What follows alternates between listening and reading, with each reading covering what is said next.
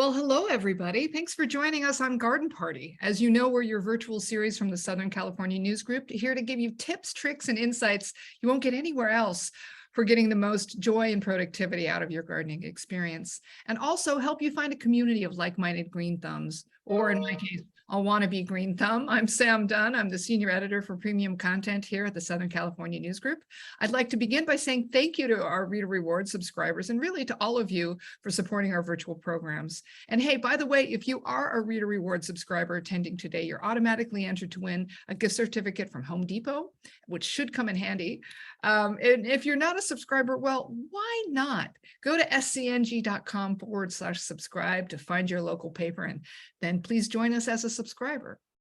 Before we get started, let me remind you, let me remind you of a few things. You're going to be muted, but if you have questions, please use the Q&A feature on your Zoom toolbar, and we do hope you have questions. We'll get to as many as possible. And certainly, if you just want to make comments, use the chat feature found there as well. You can talk to your fellow attendees. Keep in mind, this is a freewheeling conversation with a bunch of information, but you'll have slides to refer to as we go. And those slides and that information will be emailed to you after the show, so you're not going to miss anything. Don't worry, you'll have it to refer to. Also, this session will be videotaped, and the link is going to be sent to you along with the slides, so you can share or just revisit some of your favorite moments. It's also posted at scng.com/virtual events, and that's where you can find all of our past virtual shows and see what's coming up next. Now, it's my pleasure to introduce our resident gardening rock star, Joshua Siskin. He's the gardening columnist at the LA Daily News since 1993, and now is across all of Southern California News Group. Joshua holds a master's degree in horticulture from UC Davis. He's also been a landscaping and gardening practices instructor for the LA Unified School District and for UCLA Extension. And he owned his own landscape management company. And get this, he's also been a licensed psychotherapist. So as I say, maybe that's why he's good at getting to the root of our gardening issues. Anyway, hello, Joshua. How are you? Hello, Samantha. How are you? I'm very good. Listen, last month we covered container gardening and the interesting challenges that poses. And if you remember, we had so many questions, particularly about growing herbs and vegetables and fruit, that today we thought we'd dedicate the whole show to that particular topic of edibles. So let's start. If you can remind us, what are let's start with some of the fundamentals of so growing edibles is completely different from anything else because they really need your undivided, devoted daily attention. Okay, you can't just put, you can put a succulent in a container and leave it for months on end, and it's going to be just fine. But when it comes down to edible plants, they're growing. You have to be attentive to their every need. If it's water, if it's fertilizer, if it's the amount of sun, and so forth. The most important thing, if you're going to grow edibles, or whether it's vegetables, herbs, or fruit trees, you need at least 6 hours of direct light. Ideally, 8 would be much better. So you always want to keep that in mind. And when it comes to water, this is probably the most difficult aspect of growing container plants in general, but edibles in particular. People are always asking, how often should I water? Is there something I can do to check to make sure that the plant needs water and I should apply it at that moment? Well, there is such a thing as a moisture meter. But even that, I would use that with some caution because each plant has its own particular need. In other words, the moisture meter is going to show when the soil is dry, but maybe some plants like it a little drier than others. So you have to use the moisture meter with caution. In other words, when it shows dry for one plant, it's not necessarily dry for another. There's a certain difference in degree of dryness or wetness, and you have to be attentive to that. And then one thing that distinguishes the soil of edibles is that it must contain some compost.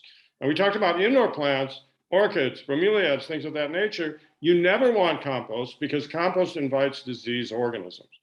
However, and so you want a sterile soil mix, but when you're growing edibles, you do not want a sterile soil mix. You want actual live, good bacteria and other soil organisms that are very important in the health of the plant. So those are some basics. Yeah. So interesting that it's opposite from just your indoor. Yeah, it is opposite.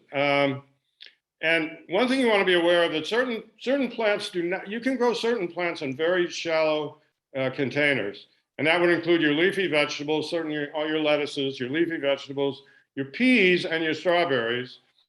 There's something called a strawberry pot, which you may have seen, which has little bulges around the pot or little pockets that protrude. That's because strawberries have very shallow roots. So you plant a plant in each one of those little bulges.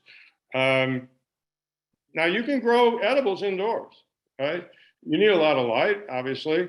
If you don't have natural light, then you have to provide it with artificial light, and that's perfectly legitimate. And people are doing this more and more because there is a lot of aesthetics in edible plants.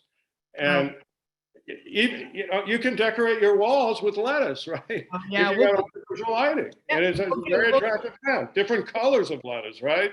We have a beautiful slide later on just on that, but I want to interrupt really quick. I know that we want to get through the basics, but I think this is an important, relevant question from Margaret Cordish. She asked, is there any herb or vegetable that should not be planted in a container?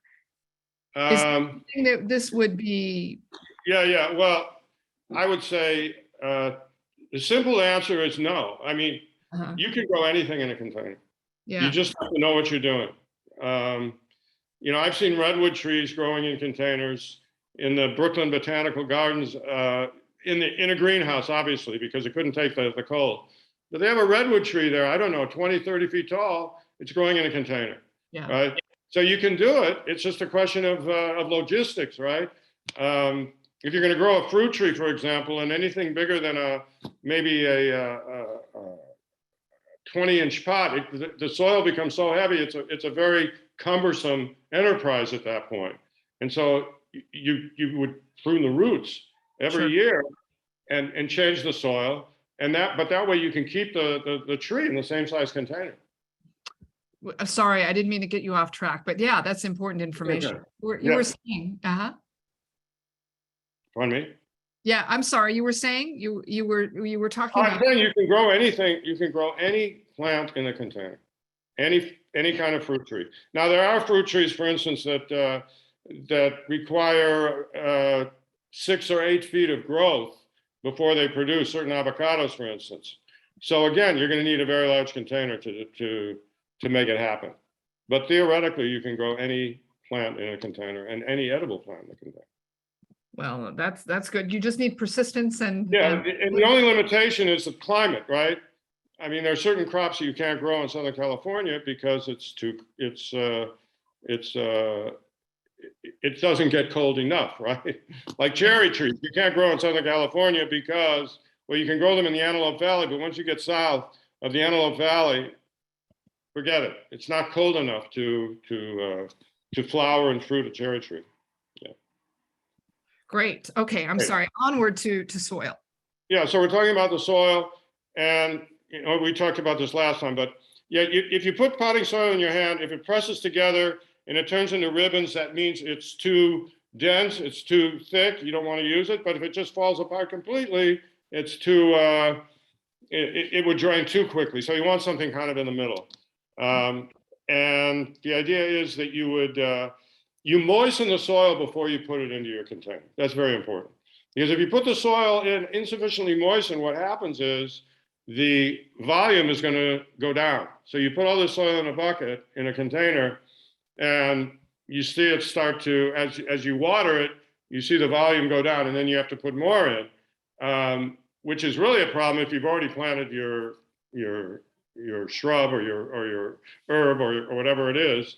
So even if you don't have it sufficiently moist, you want to make sure it's moistened before you put the plant in, that it's moistened all the way through. Great. We have a question, since we're on the topic of soil, that might be relevant. Rosemary Krupp wants to know, how often do you need to change the soil once you... Great question. So if you really want to if you're growing a fruit tree, if you have a fruit tree, you need to do it every year. You really do, okay?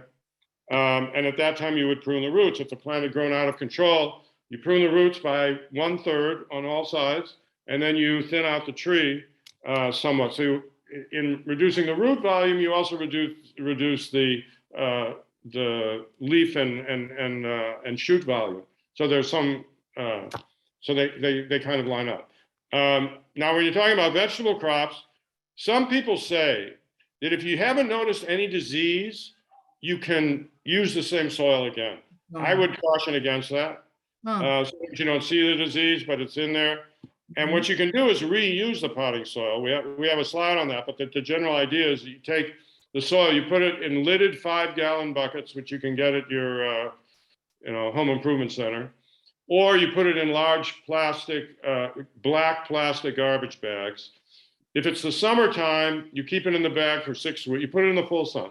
Summertime, you keep it in the bag for 6 weeks. If it's wintertime, you keep it in the bag for 10 weeks. At the end of that time, the soil is sterilized because it heats up, and the steam heat inside the bag or the bucket will kill all the disease organisms. So you can definitely recycle.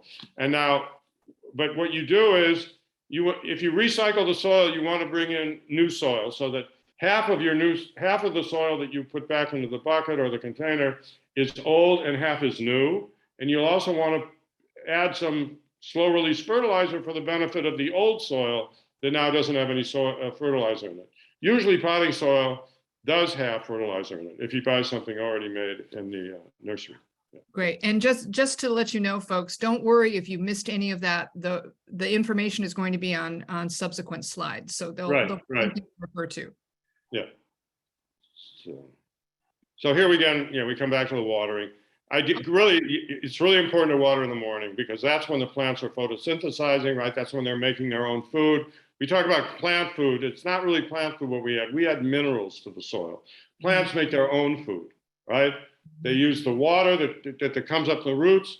They use the carbon dioxide that's absorbed through the leaves, and they combine the carbon dioxide and the water to make carbohydrate, which is their source of food, their source of energy, okay? But so anyway, that they want to do it when the sun is shining. And early in the morning also, the conditions are less stressful. So they're going to do a better job of photosynthesizing when the water is there and ready for use. Before we get on, there's just one more question about soil. There was a question on is there a specific soil for herb gardens as opposed to vegetable gardens? Or it's the same. It's the same. It's the same. Okay. Yeah. Great. Carry on. I'm sorry. Okay. So yeah. So one point about watering. Check moisture daily. Okay. There's no way around it. Okay. And you're going to come up with a way of understanding what the needs of the plant are in terms of the water. But always, when you water, make sure the water rises to the top of the container. Okay, that's very important because then you know that all the pore spaces in the soil are full of water, right? And when the water goes all the way to the top, then you know you're good because you can apply water and it just sort of drains right through. You want to make sure it goes all the way to the top of the container, and then you know you're fully hydrated. Now you can use drip irrigation. Okay, that's something, but that requires a lot of technical preparation and so on. So I mean, you can do it, of course, but even if you have drip irrigation, I say every day you should be checking your plants for the water. Again, back to your comment about persistence and care. Daily. Right. So here we have a moisture meter that we talked about, so that you can definitely use. You can try it out and see how it works for you. Now we also have self-watering pots where there's a stick that when there's a bottom reservoir is full of water, so the stick rises and you see a little bit of you see a red sign on the stick that it's full of water. And then as the water decreases, so the stick goes down and it'll have a little note that says need time to water, right? So that's something you can do. But in order to utilize that, you have to have a plant whose roots really reach down to the bottom of the plant, because otherwise what's going to happen, it's going to look like it needs water because it reflects the condition of the soil, not of the plant. So if you have a little bitty plant in there that, and there's soil moisture in the top few inches, you don't have to water, right? But it's going to tell you to water because the soil is dried out. So it's really more appropriate, I think, for plants that are more developed. Except we have on the right, that's for the big IKEA self-watering pot. On the right, we have even on a window box, it's possible to do that. If you're growing, let's say, lettuces or strawberries, you Right. could utilize a self-watering container as well. Josh, I'm going to stop you just for a minute because we have two questions in particular about the basics again that might be appropriate. Susan Right. Eastman asked, even if you're doing this in containers, what is the best time to start? Is it late fall? Is it early spring? Do you recommend? It depends on the plant, right? Okay. Every plant has its own period of time. Like now we're entering the fall season. Fall is a time for leaf crops, right? Your lettuces, arugula, kale, if you like it. Who likes kale? Let's not even talk about that. Anyway. and also, root crops like radishes, beets, carrots, they're perfectly appropriate for the fall season. So that's what we're talking about now. Penelope McMillan asks, going back to the question about sunlight every day, she says, when you say 6 hours minimum of sun, how to cope with 100+ degree temperatures? She says she almost lost everything in the last 2 weeks. Yeah, that's a very good point. Well, because our vegetables are not really meant for that. So under such circumstances, you need to do something to block the sun, okay? Reduce the sun. There's something called shade cloth that you can get at the nursery, and you put it over your plant, and so the plant is getting less. It's getting less sun. It's getting less heated up. So you have to. Some people, like you create a little canopy over your plants with shade cloth. That's the way you mitigate the effect of the really bad heat. But under such circumstances, you may have to water, especially if your plants are in small containers like the window box. You may have to water twice a day. Right. It's a very difficult circumstance. We have a question about watering too often. There's an attendee who wants to know if they're watering their fruit trees too often. Right. Again. Yeah. How do you know? Right. Yeah. It depends on the size of the tree and the size of the container. Mm-hmm. Some people say they wait until they see a slight wilt, and then they know it's time to water. Yeah. Okay? Very experienced gardeners do it that way. They say it's not necessarily the condition of the soil; it's the condition of the plant. So you become very attentive to the foliage and what it looks like when it's slightly under stress, and then you know it's time to water. So that would be one hint. And it's not even necessarily that the plant is wilted. Maybe you see a slight color change in the leaves, and then you know it's time to water. Okay. Yeah. Okay. Sorry. I know you've got a lot more to go through. It's okay. It's on. So yeah. So here's fertilizer. And again, weekly, ideally. That's if you're using something like an all-purpose granulated fertilizer that is water soluble, right? So it's going to say to apply this every other week, and the recommendation is that you divide that amount that they're recommending. If it's a tablespoon every other week, so you're going to do a half a tablespoon every week, right? And if they're saying it's 2 tablespoons a month, so you're going to do, again, half a tablespoon a week. Because one of the things is we're talking about human nature here. If it's every other week, you're going to get late. Did I do it last week? Or no, I didn't. If you do it every week, then you don't cheat, and you don't fool yourself into thinking you did it. So that's and also the liquid fertilizer, same thing. Liquid foliar fertilizer is a very highly recommended fertilizer. It's made with seaweed, and it's very benign. It'll never burn your plant, but you actually water the foliage so that the minerals go into this. And it does other things to the soil that are very beneficial. And so that's another reason to use, it drips into the soil, and it helps a lot of the soil, the good soil organisms come to life, which assist in bringing up the minerals that are in the soil to the plant. I have the chicken manure on the left. That's a good supplemental fertilizer. There you don't have to, that you would probably apply maybe a couple times during the season. Also very benign. It's not going to burn the plants, but it's a very good additive. And then on the right, we have the slow release fertilizer, which can be applied as needed. For slow release fertilizer, you put it over the top, and as it disappears, you add more. And there's another thing you might want to keep in mind. With a fruit tree in a container, it's a good idea to mulch. Okay, you can either do it with sphagnum moss, not peat moss. Sphagnum moss is the more the raw product. It's kind of yellowish green. You can do it with pebbles, or you can do it with pine bark.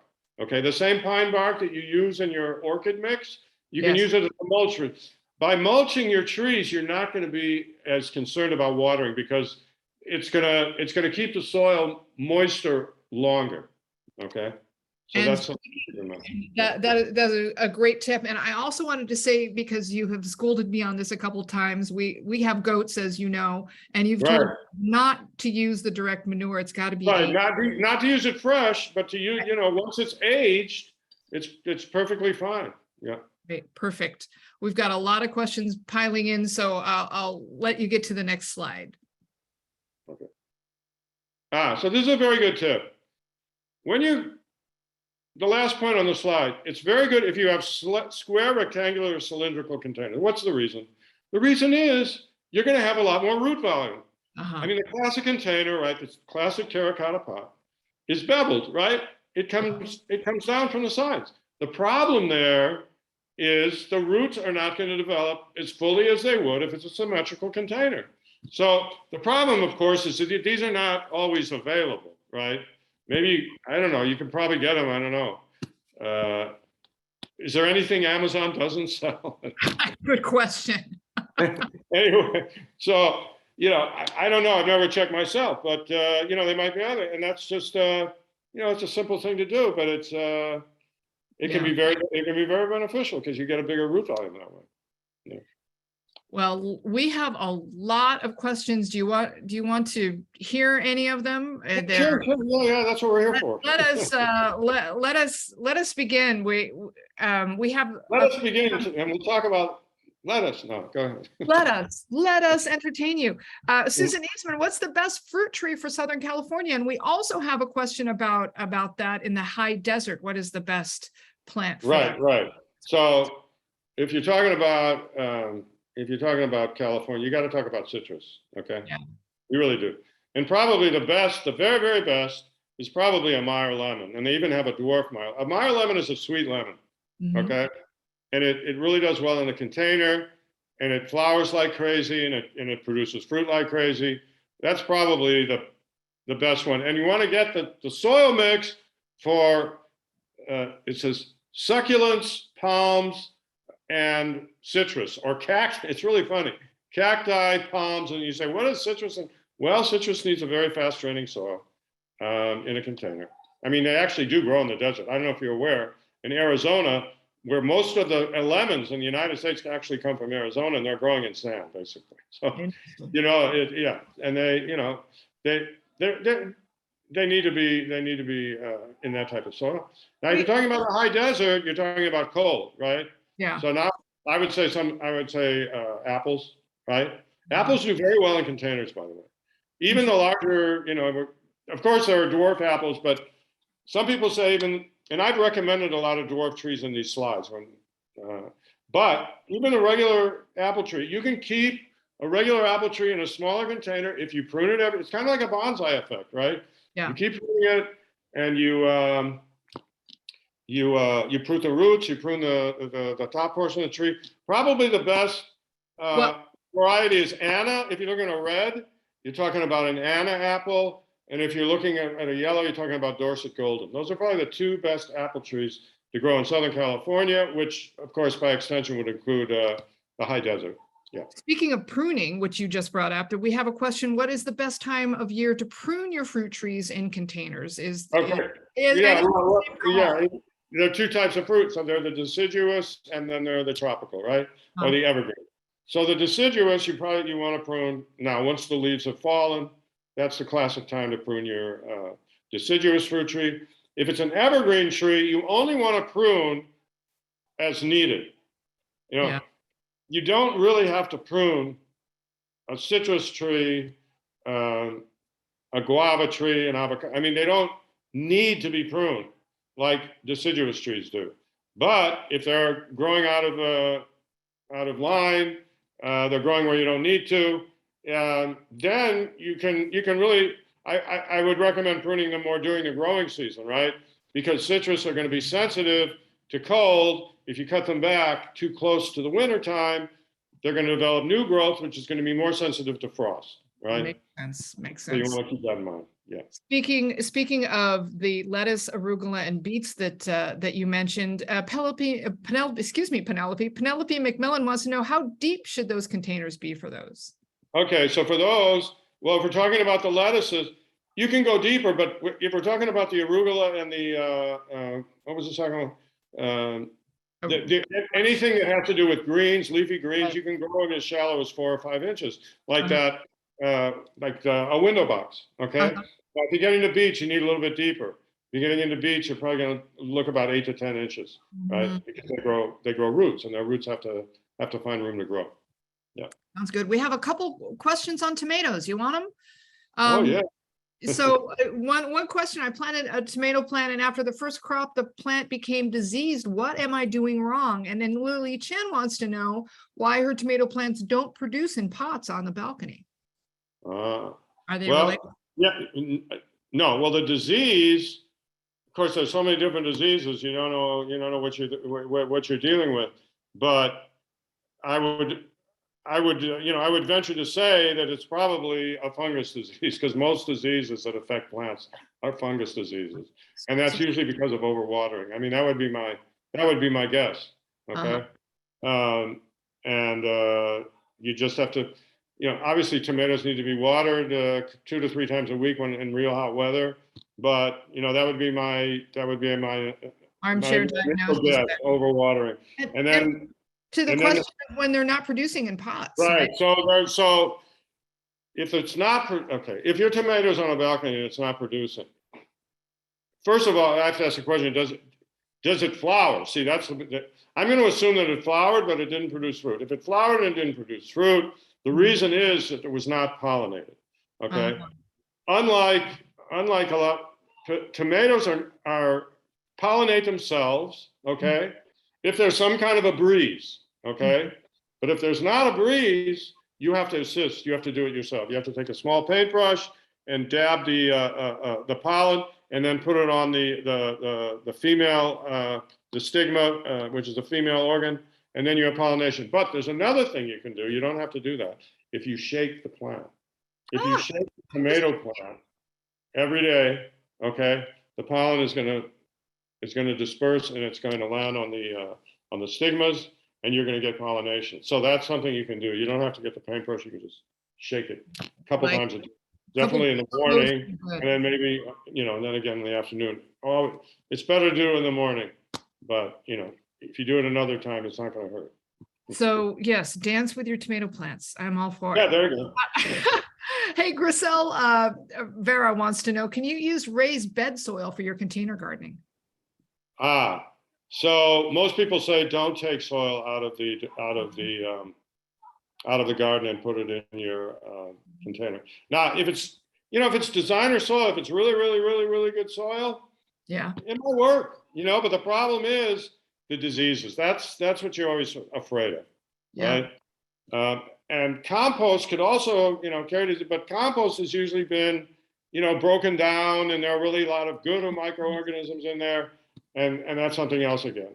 But even there, you have to be cautious, right? Like the lady said, she had a tomato plant and suddenly got a disease. Well, what does it get a disease from? It gets a disease from soil that's been contaminated somehow. And it probably came, it could have even come in the compost. Who knows? But since we're on the slide for wood containers, an attendee wants to know what the best type of wood to use for planter beds is. That's a good question, but I would say whatever is available is, if there's something a plant that's made out of wood. Oh, if you're asking maybe if you want to make your own containers out of wood, I would say, I think any good hardwood would probably be good. We're talking about things like maples. We're talking about any deciduous tree, a deciduous oak tree would also be a hardwood. Those would be my recommendations. Great. Well, since we're on containers, let's continue on with the slides because you have a few great ones coming up here. Yeah. Beyond wood. Yeah, the growth bags. Oh yeah. So grow bags, this is like taking the world by storm. Okay. And one of the reasons it's taking the world by storm is that when you put a plant in a grow bag, it grows like crazy. It just grows like crazy. Mm-hmm. And the reason is because you have really, the sides of the bag are very porous. So what happens is normally when roots, if you're growing plants in a hard container, the roots generally start to circle the container. Mm-hmm. Okay. That's never, and that's bad because when the roots start to circle, you have constriction and they don't do a very good job of absorbing water and minerals. Right. But when you have a grow bag, what happens is there's something called air pruning. And just as the root touches the side of the container, which is fabric, it's killed on the very, very tip. What happens is it's root pruned. It dies on the tip. But as a result, you have branching. Okay. You don't have circling, you have branching. So the roots branch and they fill the container, right? And so because of all that root volume, you get explosive growth. Now, another thing about growth, a lot of people take grow bags if they have gardens and they put them right in the garden. They put them right on top of the soil. Because it's just a very quick way of growing. Now, the other thing they might do, you can actually dig holes in the garden and put your grow bag into the earth, and it's not going to require as much maintenance as if you had it outside of the earth, because the earth is going to protect it. It's not going to heat up as much, which is important because the downside of grow bags is that the water evaporates very, very quickly. Mm-hmm. Okay, it evaporates through the sides of the bag. So you're going to have to water more often, which I know people are not going to like to hear in the midst of a drought. Right. But even so, because of the explosive growth and the amount of fruit you're going to get on your tomato, let's say very quickly, it's a very tempting proposition.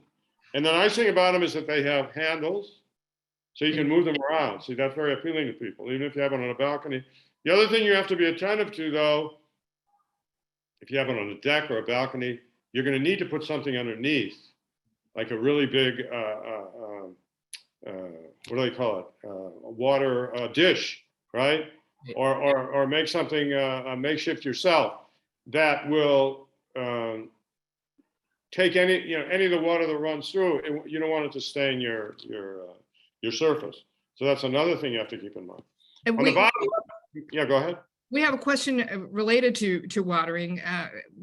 You mentioned drip lines before with varied settings. Would this be appropriate?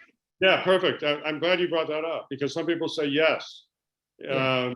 It's very appropriate because of their high demand for water.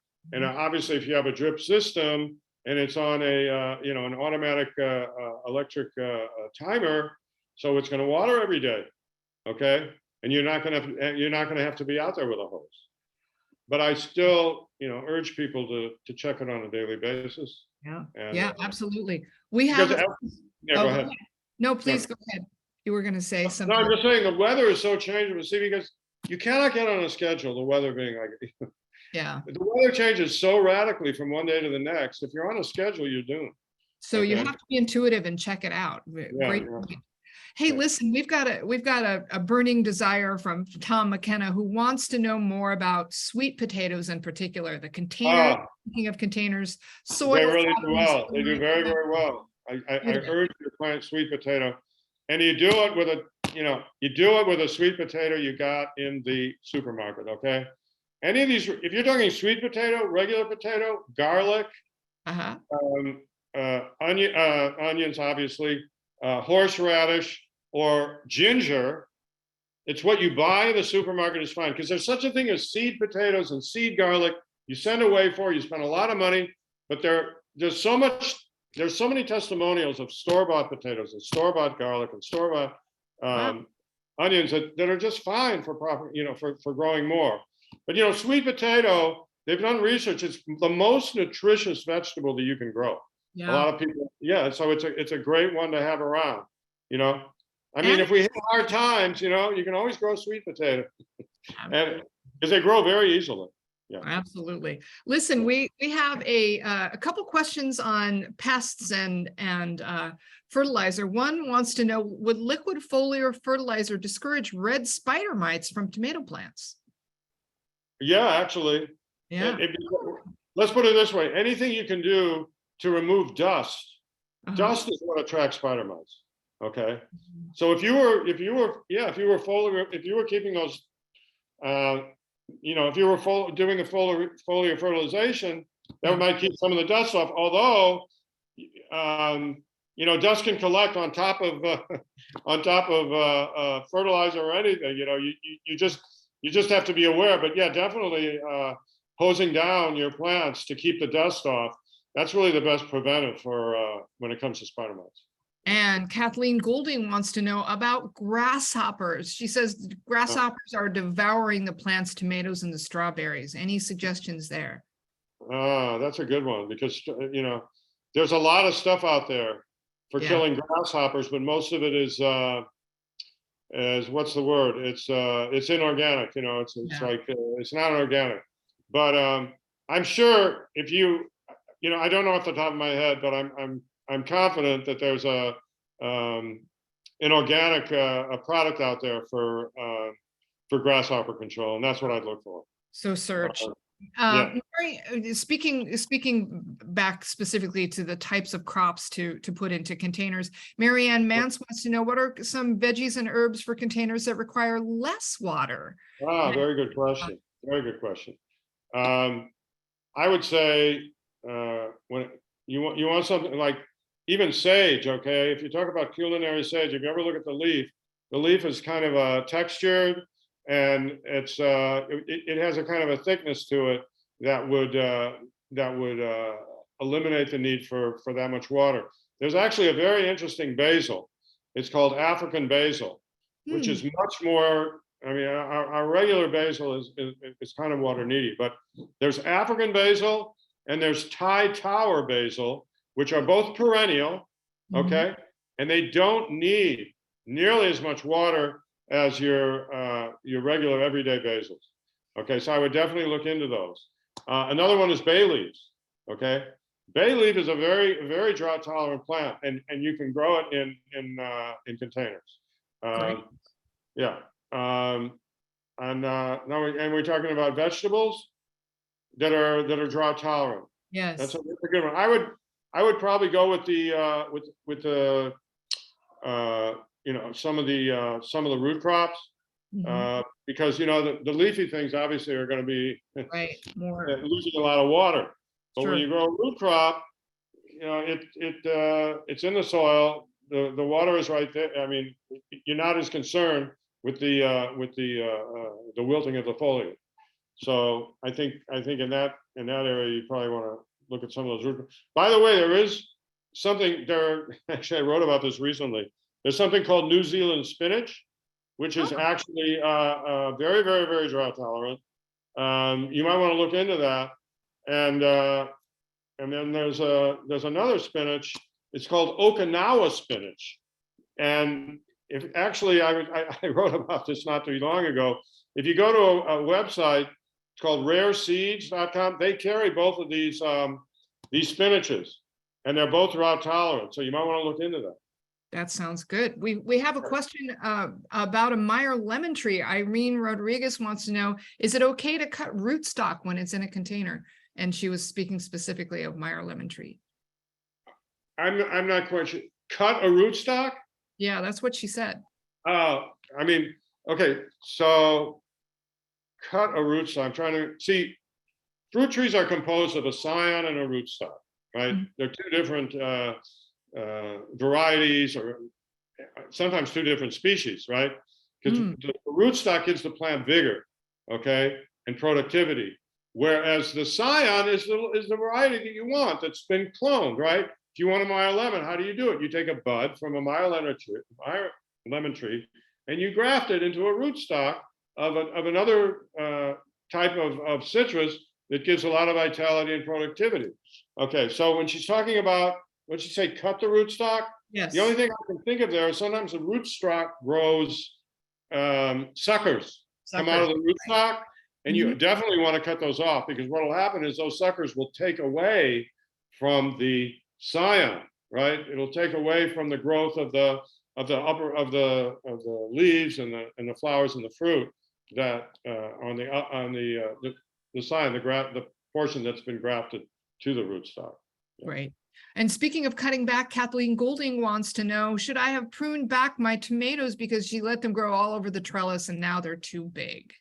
I know it's hard to prune back your tomato if you keep producing, but you know, yeah, that's a what do you say? That's a mixed blessing, or that's a nice problem to have.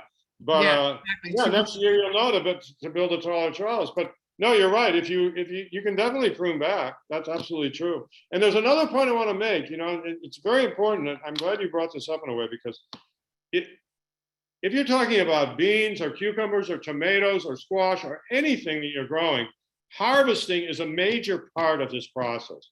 Because sometimes if you want to have a continual crop coming along, right? You want to harvest things when they're just ripe or just before they're ripe, if they ripen off the plant, right? Right. Such as tomatoes, you don't have to wait till they're perfectly ripe. People say, oh, the flavor is better. That is true. But by picking things a little bit before they're ripe, or just when they become ripe, right? You're going to get a lot more coming along. It's like roses, right? What do they tell you? They tell you to deadhead the rose.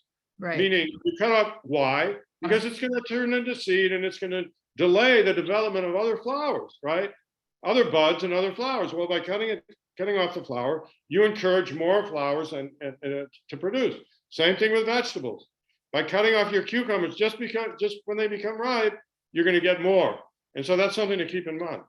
And, you know, it gets a little tricky, though, when they're in the ground, when you've got those sweet potatoes, when you've got that. Right. So how do you know if they're in the ground, and even if they're not? As soon as the leaves start to wilt, that's the time to harvest. Okay. Great. That's the signal. Yeah. Well, let's continue on with some of our slides, because you have so much information. And I know, folks, we have so many questions, but some of them might be answered the farther we go along. So what have we got up next for our slides? Okay. So we're just talking about terracotta. Terracotta remains the most popular pot, right? It's more porous, right, than plastic or ceramic. That's the problem with plastic and ceramic. They heat up very quickly, and the roots can't breathe. So it's obviously better to have the problem here again is that they lose water rapidly. Some people recommend you take your terracotta pot and you put it inside a larger wooden container. Yeah. Or even a big ceramic pot. Why?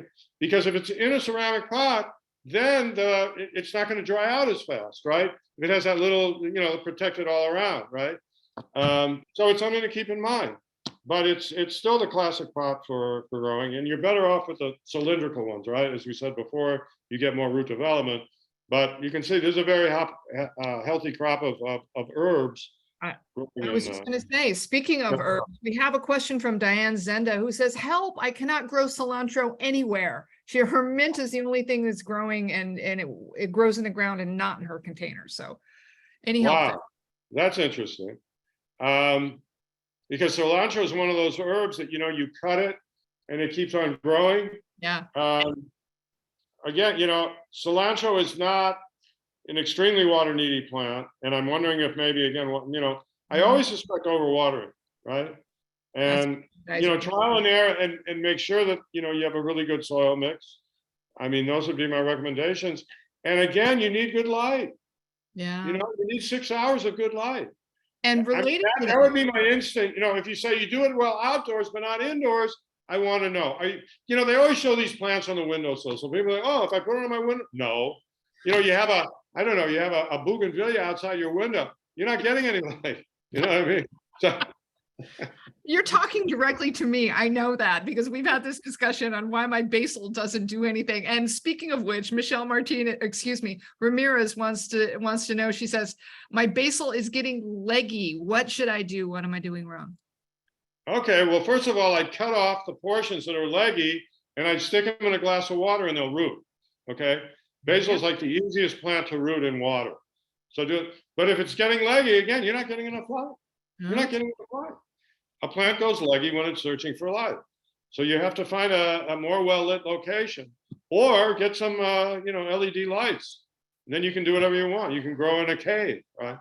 Okay, fair enough. Speaking of electronic help, let's get to Yeah. this. Oh, yeah. So I'm happy we're doing this because, it's so much easier to germinate when you have what's known as bottom heat. Okay, and you can for not very much money, you can get a bottom heat. You see, there's in the middle slide, you can get a heat mat for $30, and then on the right, that's like a more deluxe kind of a mat. The one on the right, you could get like a plastic tub, right, and just Dixie cups or styrofoam cups and germinate your seeds that way. Okay. The only thing you want to pay attention to is once you get germination, you want to pretty soon after that plant it out, because if you keep them in the pot after they've germinated in their little cells or in their containers, they're going to cook. Okay, so you don't want to keep them after the fact. But the other nice thing about these, if you're speaking about herbs, for instance, herbs are also very much more quickly they're propagated by cuttings, right? So in these little cells you see on the left, you can germinate seeds, but you can also put in cuttings, and that's why this is a kind of a special one, because the overhead, if you want to call it greenhouse, is 7 inches tall, right? So you can comfortably stick cuttings in there, and the cuttings are going to root in rapid fashion. Okay, and you can root them anytime throughout the year, right? Well, speaking of which, I'm skipping ahead, but you were mentioning to me before we started that propagating these yourselves from seeds might be the best way to go for a lot of these types of crops. Oh, 100%. It's a lot easier to germinate in the little cells where you have bottom heat. It's going to happen much more quickly. It's going to be much more reliable. Then you don't have to contend with a lot of the pet, Yeah. And also, but by the way, you're using a sterile potting soil again. Okay, when it comes to these to propagation, and there's a huge advantage there, because there's something called damping off when you overwater something. It's a fungus disease, and it's very common when you plant outside, or even when you plant seeds directly in a container. And here you have a lot more control of the situation. Oh, because the water comes from below. You see on the left here, there's a watering tray. So once you have the water there and you put over the top, you don't have to worry about the water. So it just comes, the seedlings come up, right? Getting heating from the bottom, and the water's not evaporating because of the little greenhouse there. And speaking of propagating, A. Hedges wants to know, is fish meal beneficial here? Fish meal, in terms of... That's what they said, fish meal. When you propagate, you don't want to put any fertilizer, first of all. Perfect. Because it can burn. So that's really not an issue, but you could use it in your container. Yeah. So going back to the grow bags, we just have one quick question. How do Linda Kokalar wants to know, how do you keep the sides of your grow bag from collapsing? She says, mine are always caving in. Oh, that's interesting. I think you probably just need to pack the soil more tightly. Pack the soil more. Speaking of which, like we said before, make sure it's really, really moist before you put it in there. Because if it's not moist, it's going to have that tendency to collapse. So you have to be, it has to be really, really, really good in there before you put any plants in. Right. I think we can skip it, because we kind of went over what to do in terms.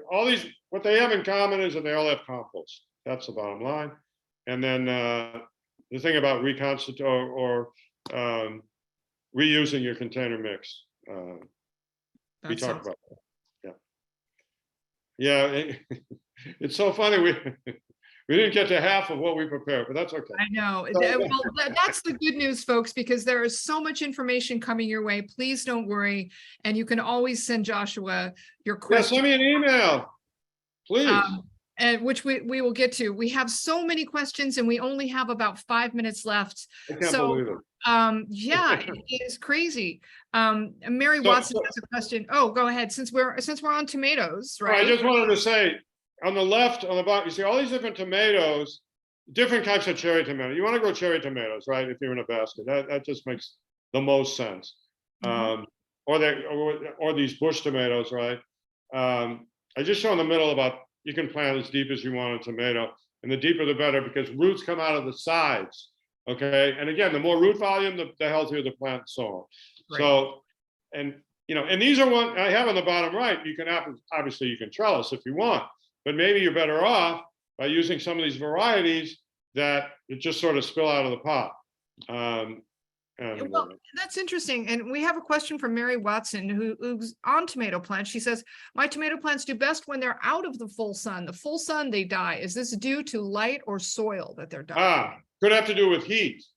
We talked about that before. With tomatoes and eggplants and peppers, right? They have the heat is as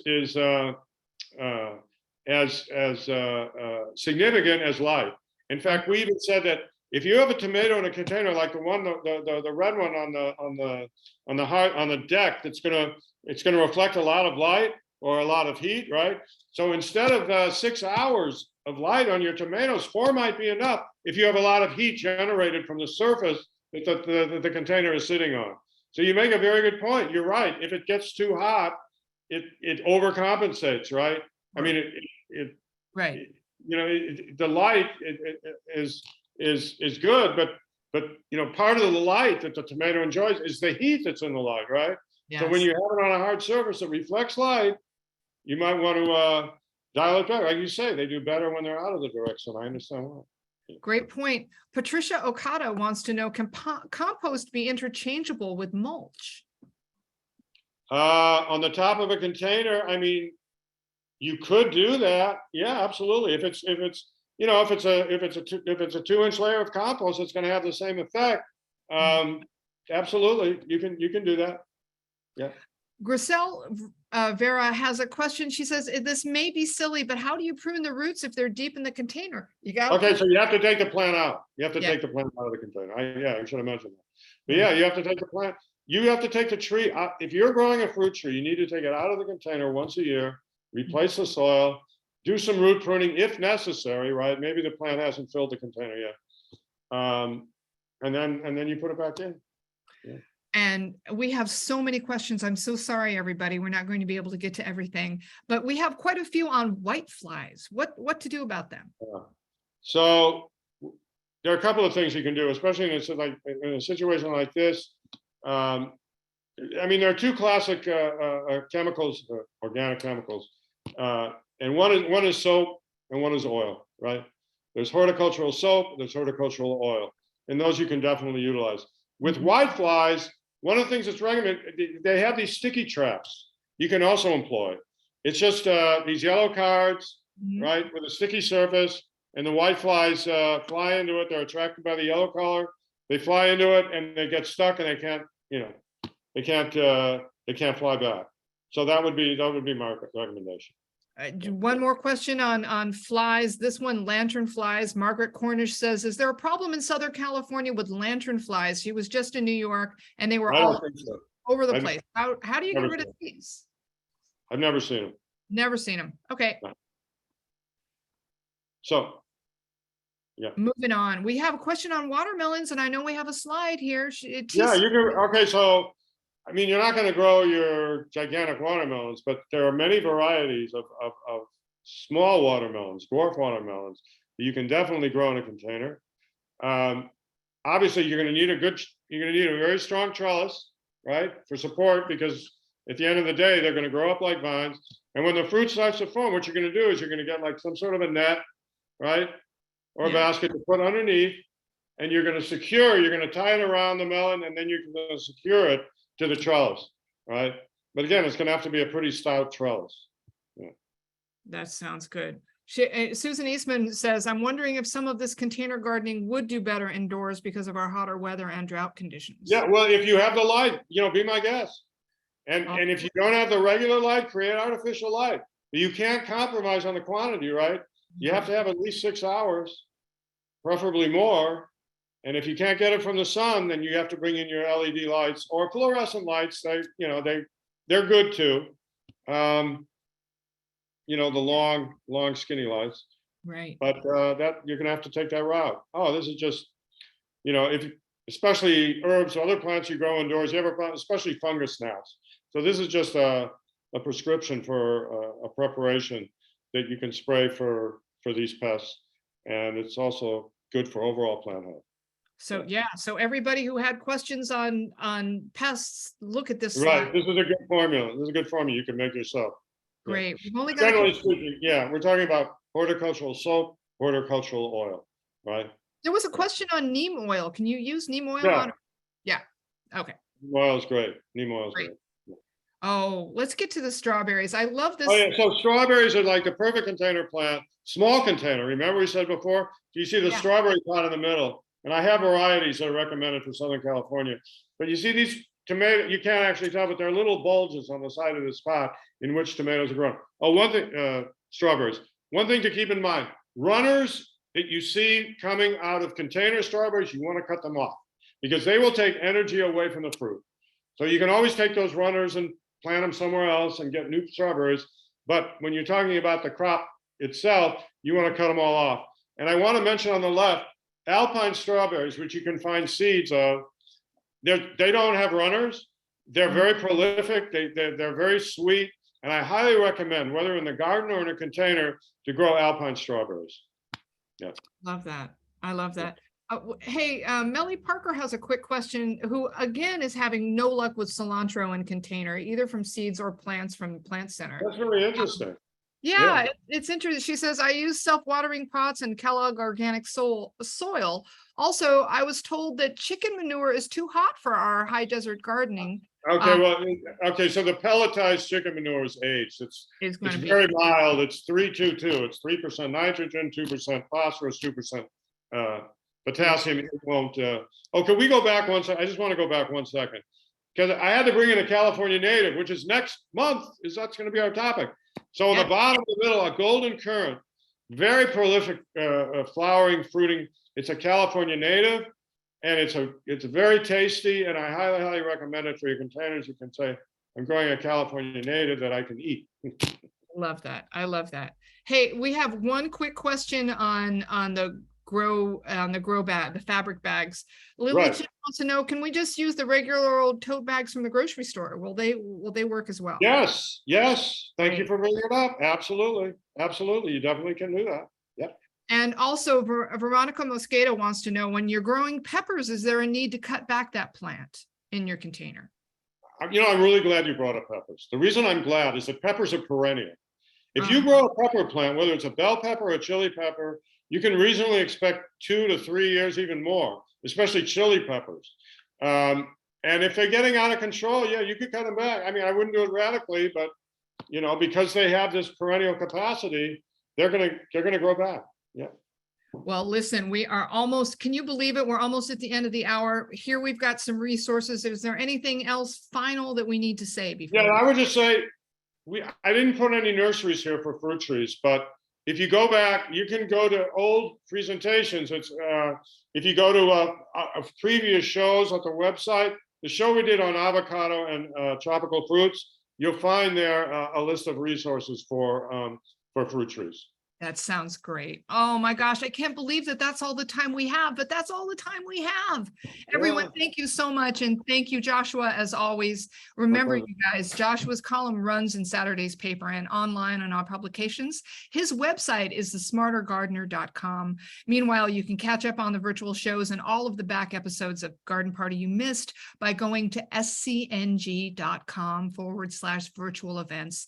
And I know that we didn't get to a lot of questions. There were just so many. If you'd like to share your thoughts, or if you have additional questions, just go ahead and email us at events@scng.com. That's events@scng.com. And we will get your questions to Joshua. And just, you know, hey, if you're not a subscriber, but you want to get in on all of this information that we offer, give us a call at 877-469-6133. Again, thanks for your support. Thank you for all of the amazing questions. Thanks again. And a shout out to Julie Corlett. Oh my gosh, how could we forget Julie Corlett, our amazing Oz behind the scene, our production manager who put together all of these amazing slides. Thank you. And remember, you're going to get this information emailed to you, so don't worry. See you next time, folks. Bye-bye. Bye-bye.